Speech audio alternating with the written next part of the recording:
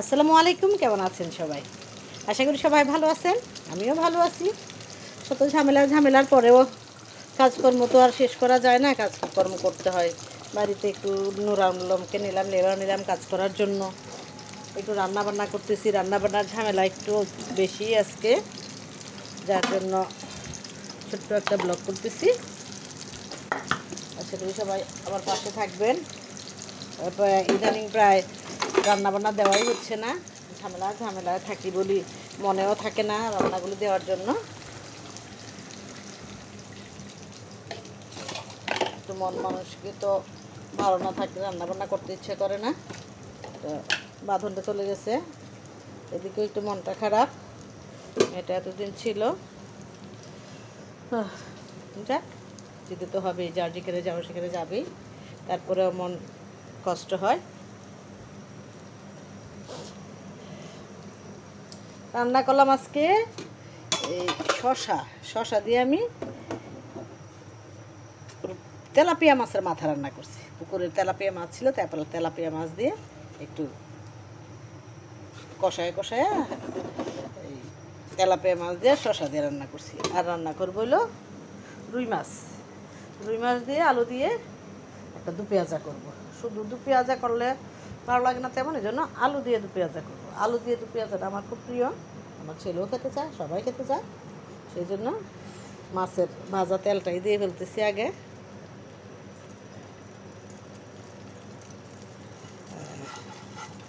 মাছের ভাজা তেলটা দিয়ে ফেললাম,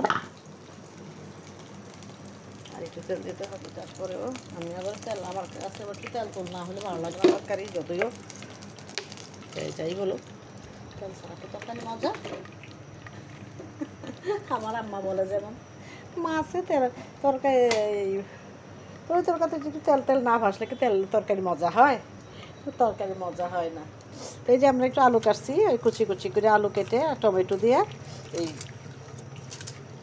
এটা করবো, এই ভাজিটা করবো। আমার কাছে বড় করে আলু দিলে ভালো লাগে না, যার জন্য আমি ছোটো করে আলু দিই। ছোটো করে আলু দিলে আলুগুলো মিশে সুন্দর হয়ে।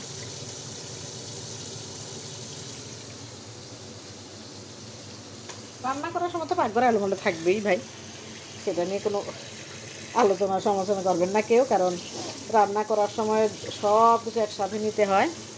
এই বান্নার হলুদ মরিচ থেকে শুরু করে টমেটো পেঁয়াজ যা লাগে সবই একসাথে নিতে হয়, যার জন্য রান্নাঘর একটু এলোমেলো থাকবে। বিসমিল্লাহ, তেলটা তো হয় নাই তাড়াতাড়ি।